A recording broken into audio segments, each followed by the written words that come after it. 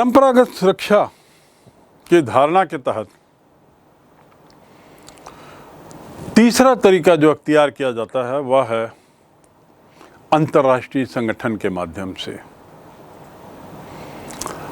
सुरक्षा की परंपरागत धारणा में माना जाता है कि किसी देश की सुरक्षा को ज़्यादातर खतरा उसकी सीमा के बाहर से है और इसीलिए अंतर्राष्ट्रीय व्यवस्था की बात की जा रही है ताकि सीमा से बाहर किसी देश पर हमला ना हो। ये जो निर्मम दुनिया है, इस निर्मम मैदान में ऐसी कोई ताकत नहीं जो देशों के व्यवहार बर्ताव पर अंकुश रखने में सक्षम हो। सभी देश अपनी ढपली अपना राग गाते हैं। सभी देश स्वतंत्र हैं अपनी बात रखने के लिए और अपने तरीके से कार्य करने के लिए। ये अपने तरीके से कार्य करने का कुछ दुष्प्रभाव किसी दूसरे देश पे ना हो, इसे सुनिश्चित करने के लिए एक तरीका और जो अपनाया गया है वह है अंतर्राष्ट्रीय दबाव के माध्यम से। और ये अंतर्राष्ट्रीय दबाव किस रूप में आता है? अंतर्राष्ट्रीय संगठन के जरिए। वैसे तो नाटो भी अंतर्राष्ट्रीय संगठन है, पर वह सैन्य संगठन है। मैं जिस संगठन की बात कर रहा हूं तीसरे मुद्दे के तहत, वह अंतर्राष्ट्रीय संगठन शांति के उद्देश्य से है। वह संगठन निरंकुशता पर,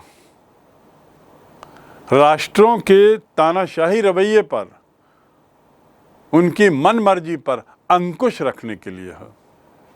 लेकिन दुर्भाग्य से पूर्ण रूपेण अंकुश रखने वाला ऐसा कोई संगठन आज की दुनिया में तो नहीं है। किसी देश के भीतर हिंसा के खतरों से निपटने के लिए एक जानी पहचानी व्यवस्था तो होती है और वह है सरकार। देश के अंदर यदि कुछ खतरा हो, देश के अंदर किसी तरह की ऐसी स्थिति निर्मित हो जो हिंसात्मक हो, तो सरकार वहाँ के लिए सक्षम है। सरकार से ऊपर कोई नहीं। पर यह अंदरूनी मामले में, बाहरी मामलों में, विश्व राजनीति में ऐसी कोई केंद्रीय सत्ता नहीं। राज्यों के अंदर कुछ प्राप्त समस्या हो, यदि हम भारत के परिप्रेक्ष्य में बात करें तो राज्य की सरकार तो है ही, सर्वोच्च सरकार केंद्र सरकार है, जिसके आदेश के पालन के लिए राज्य सरकार और वहाँ की जनता बाध्य है। देश के नागरिक बाध्य हैं। सर्वोच्च सत्ता है उस राष्ट्र के लिए, लेकिन विश्व के लिए कोई ऐसी केंद्रीय सत्ता नहीं है जिसके आदेश का, जिसके परामर्श का विश्व के सभी देश अनुपालन कर सकें। विश्व सरकार अर्थात नहीं है। राज्य सरकार है, राष्ट्र की सरकार है, पर विश्व सरकार नहीं है, या वैश्विक स्तर पर कोई एक सरकार नहीं है। कोई केंद्रीय सत्ता नहीं है जो फिलहाल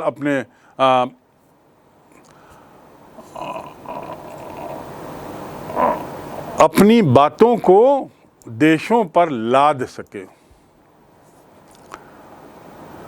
जो सबके ऊपर हो। ऐसी कोई सत्ता नहीं है। यह सोचने का लालच हो सकता है कि संयुक्त राष्ट्र संघ एक ऐसी सत्ता है, या संयुक्त राष्ट्र संघ शायद ऐसा बन सकता है। ये उम्मीद, ये लोभ, ये इच्छा, ये कल्पना तो है, और इसलिए संयुक्त राष्ट्र संघ हमारे लिए बड़ा अहम हो जाता है। इस संभावना के मद्देनज़र कि आने वाले वर्षों में यह एक शक्तिशाली वैश्विक संस्था के रूप में, एक केंद्रीय सत्ता के रूप में उभरेगा। लेकिन बहरहाल फिलहाल अपनी बनावट के कारण संयुक्त राष्ट्र संघ अपने सदस्य देशों का ही दास बन बैठा है। संयुक्त राष्ट्र संघ अपने सदस्य देशों के ही इशारों पर नाचने के लिए विवश हो गया है और इसके सदस्य देश जितनी सत्ता इसको सौंपते और स्वीकारते हैं, उतनी ही सत्ता इसे हासिल होती है। इसलिए विश्व राजनीति में हर देश को अपनी सुरक्षा की जिम्मेदारी खुद उठानी पड़ रही है और खुद उठा रहा है। दो में अंतर्राष्ट्रीय संगठन की अभी वो अहमियत नहीं है जैसी कि एक केंद्रीय सत्ता के रूप में उससे अपेक्षा है। संयुक्त राष्ट्र संघ उस हद तक आज भी हम असफल कह सकते हैं, यद्यपि उसकी स्थापना को 50 वर्ष से ज़्यादा हो गया। चौथा तरीका परंपरागत सुरक्षा को सुनिश्चित करने का जो अपनाया गया है पारंपरिक तरीका, वह है विश्वास बहाली। विश्वास बहाली के मायने क्या? पारंपरिक सुरक्षा की धारणा के तहत सुरक्षा का एक उपाय यह है कि विश्व के जो भी देश हैं, विभिन्न देश, उनके बीच में विश्वास की भावना पैदा की जाए, उनके बीच में विश्वास का विकास किया जाए। कहना बड़ा सरल है, ये तभी संभव है जब विभिन्न देश और विशेषकर ऐसे देश जो सैन्य हथियारों से लैस हैं, अन्य देशों को अपने उद्देश्यों की सही जानकारी देते रहें, अपनी अपनी सैनिक शक्ति का एक दूसरे को ब्यौरा देते रहें और इस प्रकार विश्वास अर्जित करने का प्रयास करें। कई बार आपसी विश्वास की कमी के कारण भी झगड़े हो जाते हैं। आपसी विश्वास की कमी के कारण दूसरे के उद्देश्यों के संबंध में गलत धारणा बन जाती है।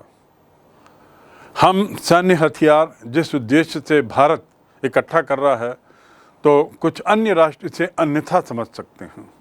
तो हमें स्पष्ट करने की ज़रूरत है, उनको समझाने की ज़रूरत है कि हम परमाणु हथियार क्यों अपने पास रखे हैं और किन स्थितियों में हम इन परमाणु हथियारों को भी तिलांजलि देने को तैयार हैं। ऐसा करते हुए हम अपने पड़ोसी राष्ट्रों और अन्य राष्ट्रों के साथ बेहतर तालमेल बना सकते हैं, एक दूसरे का विश्वास प्राप्त कर सकते हैं। विश्वास की कमी ना हो ऐसा प्रयास किया जाए, गलत धारणा ना बने ऐसा प्रयास किया जाए, और ये तब संभव है जब बेहतर कम्युनिकेशन, बेहतर संचार व्यवस्था हो। कई बार आपसी विश्वास की कमी के कारण ऐसा लगने लगता है कि दूसरा देश हम पे आक्रमण करने की तैयारी कर रहा है, जबकि सीमा पर यदि भारत ने फौज इकट्ठी की है तो उसके पीछे मकसद है एक्सरसाइज करना। अलग अलग तरीके की ज़मीन पर, अलग अलग मौसम में, अलग अलग पृष्ठभूमि में मिलिट्री को एक्सरसाइज करने की ज़रूरत होती है अपने को सक्षम बनाए रखने के लिए।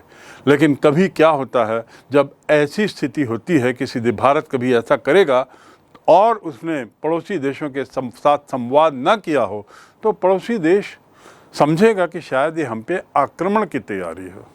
सैनिक जो एक जगह इकट्ठे किए जा रहे हैं, कहीं ये आक्रमण तो नहीं है, आक्रमण की संभावित आक्रमण की तैयारी तो नहीं है। तो युद्ध की संभावना बढ़ने लगती है, क्योंकि इस डर से पड़ोसी राष्ट्र अपनी फौज को भी सीमा पे लाने लगेगा, और जब दो फौजें सीमा पे आमने सामने होती हैं तो तकरार होने की संभावना बहुत हो जाती है। तो संवाद बहुत महत्वपूर्ण है। संवाद किस लिए? विश्वास अर्जित करने के लिए। दूसरा देश आक्रमण की तैयारी कर रहा है ऐसा सोचते हुए हम न जाने क्या क्या कर बैठते हैं। अपने आर्थिक विकास को रोक बैठेंगे, सैन्य खर्च बढ़ा देंगे और बाहरी सुरक्षा का हल्ला करेंगे। बाहरी खतरे की सुरक्षा के मद्देनज़र काफ़ी शोरगुल करेंगे। यदि एक देश अपनी सीमा पर सैन्य शक्ति बढ़ाने और सैनिक गतिविधियों में अचानक वृद्धि करने लगे या सुरक्षा बजट को बढ़ा दे, 2-3 गुना कर दे, सुरक्षा पर होने वाली मद को बढ़ा दे, किसी एक सीमा के किसी एक क्षेत्र पे सैनिकों का बहुत बड़ा दल पहुंचा दे, तो पड़ोसी देश इनकी इस गतिविधि को एक तरीके से शंकित दृष्टि से देखते हैं, और शंका युद्ध को जन्म देती है, तनाव को जन्म देती है, और तनाव कभी भी युद्ध में बदल सकता है। इसलिए ज़रूरत है कि हम उनका विश्वास अर्जित करें, संवाद करें, वस्तुस्थिति से अवगत कराएं, पूरे डेटा उनके सामने रखें और ऐसा करते हुए अविश्वास के स्थान पर विश्वास को ज़्यादा तरजीह दें और युद्ध की बढ़ती हुई संभावनाओं को रोकें। सुरक्षा जो ऐसी स्थिति में खतरे में पड़ जाती है संवादहीनता के कारण, वो बेहतर सुरक्षा होगी यदि सतत रूप से एक दूसरे का विश्वास अर्जित करने का प्रयास किया जाए, अर्थात विश्वास बहाली का प्रयास किया जाए। इसी विश्वास बहाली के ही परिप्रेक्ष्य में भारत और पाकिस्तान के बीच में, भारत और चीन के बीच में विभिन्न तरह की समस्याओं का निराकरण करने का सतत प्रयास होते रहता है। इन 4 बिंदुओं को जानने के बाद अब हम आते हैं उस शब्द पर जिसका मैंने पूर्व में जिक्र किया था और आपको ये कहा था कि जहां एक और राष्ट्र हथियारों को इकट्ठा कर रहे हैं, हथियारों की दौड़ में शामिल है, वहीं दूसरी ओर यही राष्ट्र हथियारों से दूर रहने की बात करते हैं, हथियारों को नष्ट करने की बात करते हैं। ऐसा विरोधाभास क्यों?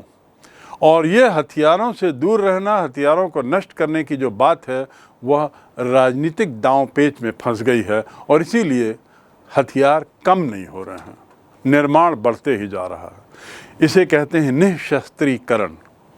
तो हमारा अगला बिंदु है निःशस्त्रीकरण। निःशस्त्रीकरण के क्या मायने? निः मतलब बिना, निः का अर्थ होता है बिना हिंदी में, शस्त्रीकरण के बिना। निःशस्त्रीकरण सुरक्षा के मामले में पारंपरिक जो तरीके हैं जिसमें बाहरी सीमाओं पर बाहरी देशों द्वारा आक्रमण या युद्ध की बात होती है, वहाँ निःशस्त्रीकरण सबसे चर्चित शब्द रहा। शीत युद्ध के पूरे काल में जितनी बातें युद्ध को लेकर हुई, संभावित लड़ाई को लेकर हुई, उससे ज़्यादा बात निःशस्त्रीकरण को लेकर हुई। शीत युद्ध का काल दोनों ही चीज़ें देखा। निःशस्त्रीकरण को लेकर, जैसा मैं बार बार कह रहा हूँ, विश्व स्तर पर लगातार राजनीति होती रही और इस राजनीति के परिणाम स्वरूप जो अपेक्षित परिणाम थे वे हासिल नहीं हुए। इसके बारे में हम विस्तार से आगे चर्चा करेंगे। फिलहाल ये जानें कि निःशस्त्रीकरण जो है वो आज की सबसे महत्वपूर्ण समस्या। हथियार तो बना लिए, अब उसे नष्ट करना उससे भी बड़ी समस्या हो गई है। और ये सबसे बड़ी महत्वपूर्ण समस्या इसलिए है क्योंकि इसी समस्या का समाधान ये निश्चित करेगा कि मानव जाति जो है वो शांति की ओर बढ़े या विनाश की ओर जाए। निःशस्त्रीकरण नहीं होगा तो विश्व जो है it will become a hot bed of arms. विश्व जो है वो हथियारों का जखीरा बन जाएगा। और द्वितीय विश्व युद्ध और प्रथम विश्व युद्ध दोनों के होने के मुख्य कारण थे, तात्कालिक कारण, हथियारों की उपलब्धता। कारण जो भी रहे हों, लेकिन चूंकि हथियार उपलब्ध थे, हथियार उठाने में इन देशों ने कोई कोताही नहीं बरती और नरसंहार की ओर बढ़ चले, युद्ध की ओर बढ़ चले। तो हथियारों की उपलब्धता बहुत खतरनाक है। यदि इस समस्या का निराकरण होता है तो हम शांति की ओर निश्चित रूप से जाएंगे। यदि निःशस्त्रीकरण होता है तो, अन्यथा विनाश एक ही रास्ता है। कोहन, उनका कहना है कि शस्त्रीकरण जो है वो राष्ट्रों के बीच भय और मनमुटाव पैदा करता है।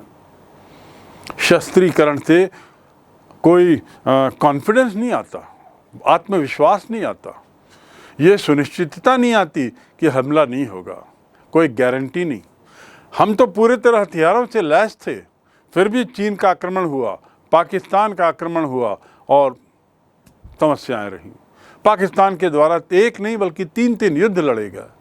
तो हथियार का होना सुरक्षा की गारंटी नहीं है, शांति की गारंटी नहीं है, बल्कि वो भय और मन मुटाव पैदा करता है। भारत ने परमाणु शस्त्र बनाए तो अमेरिका, पाकिस्तान पीछे नहीं रहा, उसने भी परमाणु अस्त्र निर्माण कर दिया। परिणाम क्या? एशिया में 4 राष्ट्रों के पास परमाणु बम है, परमाणु शक्तियों से लैस हैं, और चारों राष्ट्र एक दूसरे के पड़ोसी। निशस्त्रीकरण का भय, निशस्त्रीकरण के द्वारा हम ये जो भय है या जो मनमुटाव है उसको कम कर सकते हैं। शांतिपूर्ण समझौतों से हम एक बेहतर विश्व की कल्पना कर सकते हैं। शांतिपूर्ण समझौते से हम सुविधापूर्ण और ज़्यादा शक्तिशाली राष्ट्र बना सकते हैं। आज सभी देश चाहते हैं कि शांति हो, कौन नहीं चाहता?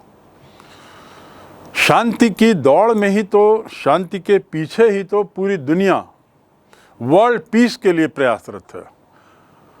परंतु दुर्भाग्य से सभी देश असमर्थ हैं ऐसा कर पाने में। शांति कोसों दूर है, क्योंकि इन देशों के बीच में हथियारों की अंधी दौड़ है, सेनाओं की संख्या में लगातार वृद्धि हो रही है, बमों का एक से एक तरीके से निर्माण हो रहा है, अणु बम, परमाणु बम, हाइड्रोजन बम, तरह तरह की मिसाइलें और रॉकेट्स का निर्माण हो रहा है, और तो और अंतः महाद्वीपीय प्रक्षेपास्त्रों के भंडार में लगातार वृद्धि हो रही है। अर्थात दुनिया जो है वह हॉट बेड ऑफ आर्म्स बन गई है। प्रक्षेपास्त्रों के भंडार में निरंतर वृद्धि दिनों दिन देखी जा रही है। कल तक हमारे पास मिग विमान था, फिर उसके बाद भारत ने खुद स्वयं अपने विमान निर्मित किए, फिर उसके बाद भारत ने रफाल खरीदा, और न जाने, और एक से एक इसकी कीमत। आज मानवता को सबसे बड़ी ज़रूरत जो है वह है निशस्त्रीकरण की। सबसे बड़ी ज़रूरत जो है वह बिना हथियारों के दुनिया की।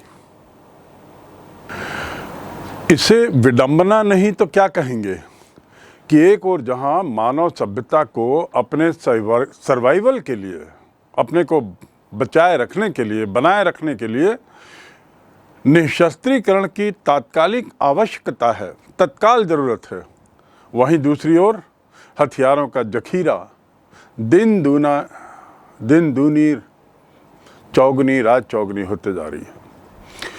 इसे विडंबना क्यों नहीं कहेंगे कि एक और जहां विश्व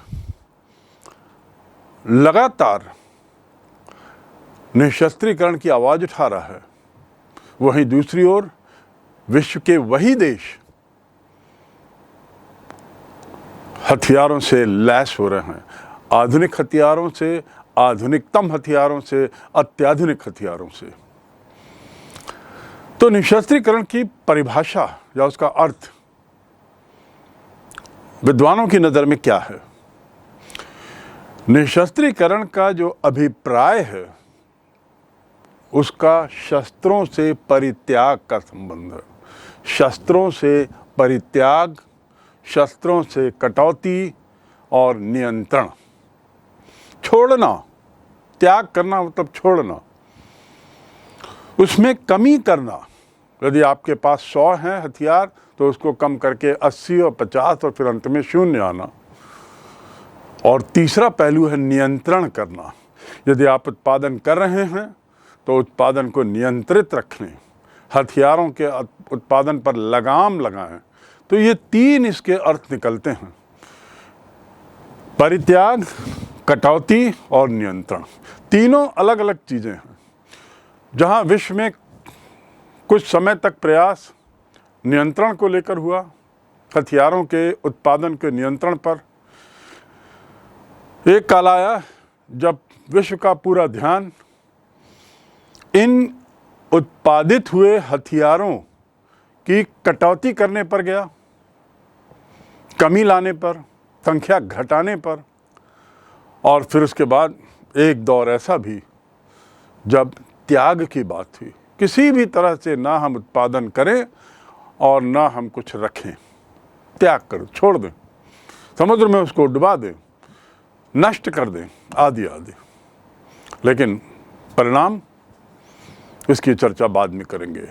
निशस्त्रीकरण कुल मिला के एक ऐसा कार्यक्रम है जिसका प्रयोग शास्त्रास्त्रों के साथ उनके अस्तित्व और उनकी प्रकृति से उत्पन्न कुछ विशिष्ट खतरों को कम करने का या उनकी प्रकृति से उत्पन्न विशिष्ट खतरों को समाप्त करने का, अर्थात निशस्त्रीकरण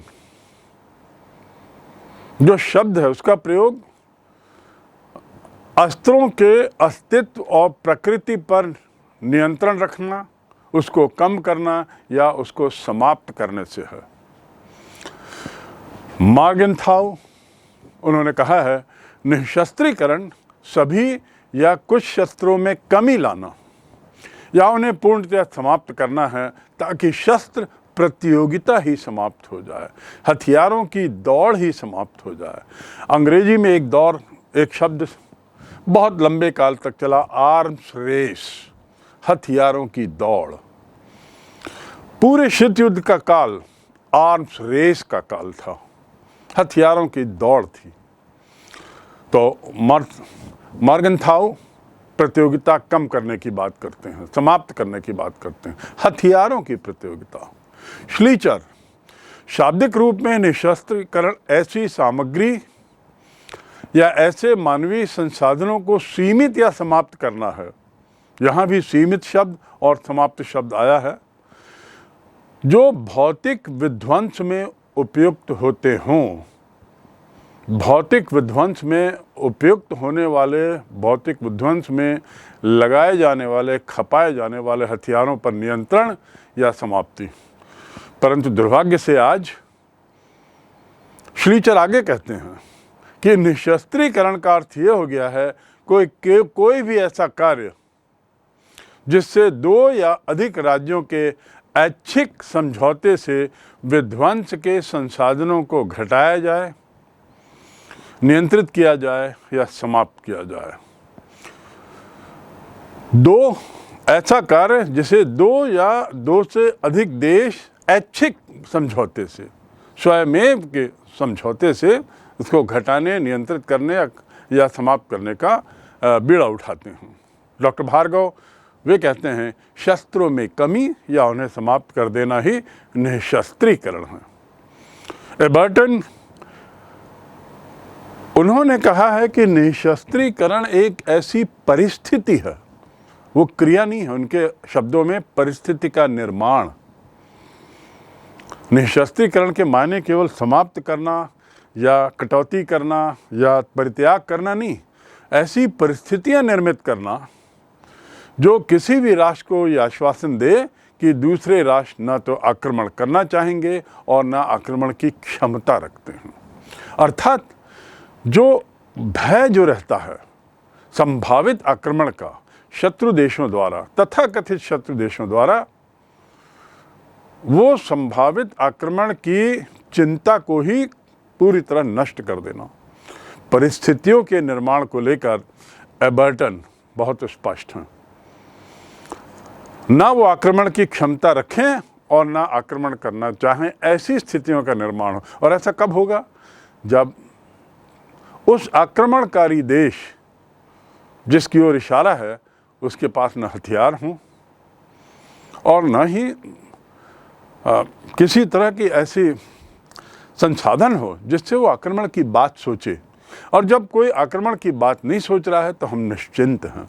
यही निश्चिंतता उस परिस्थिति की ओर इशारा करती है जिसका जिक्र मिस्टर एबर्टन करते हैं।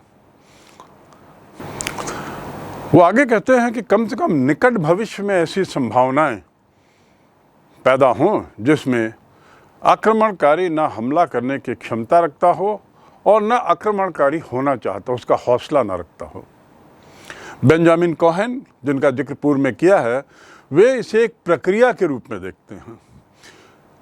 जहां पूर्व विचारक उसे परिस्थितियों के रूप में देखते हैं, वहां पे बेंजामिन कोहेन उसे एक प्रक्रिया के रूप में देखते हैं जिसके द्वारा ऐसी परिस्थिति बने कि किसी राष्ट्र के लिए शांति भंग करना संभव ना हो, दूभर हो, कठिन हो जाए, बहुत ही कठिन हो जाए। शांति भंग करने कि परिस्थितियां बन ही ना पाएं ऐसी क्रिया, अर्थात हथियार ना होना। एक बिना हथियार वाला व्यक्ति हमला करने की शायद बहुत नहीं के बराबर सोचता है, आक्रामक होने का नहीं सोचता।